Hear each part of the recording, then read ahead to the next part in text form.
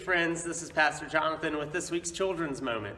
I have before me today the nativity set that we have here in the sanctuary at church, and wanted to take a look at that with you and notice some of the things that are there and some of the things that you might expect to be there that are missing. And so you can see here we have some sheep like you would ordinarily see, and some other animals. You see angels, you see Mary and Joseph.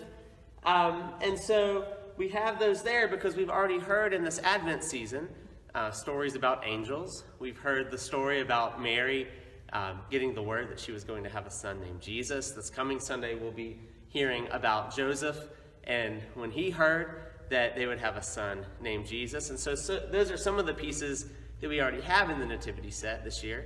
But there are a few pieces we don't have yet. And so I want to point some of those out. The first, as you notice here in the manger, it's empty. Jesus isn't in there yet. Well, why is that? Well, it's because we haven't heard in the Christmas story yet that Jesus has been born. And so we will add Jesus to the manger on Christmas Eve, and then we'll leave him in there for the rest of the time that we have this nativity set out as we move into the season of Christmas. Now, you might also notice that we're missing what there are usually three of in these nativity sets, and that's the wise men. Well, why don't we have the wise men in there yet? Well, that's because the wise men didn't show up until after Christmas, much later, actually when Jesus was about 2 years old. And so we will not put the wise men in the nativity set until a day that's called Epiphany. And that's the day when we remember that the wise men traveled from a long way away and came to visit Jesus when he was about 2 years old.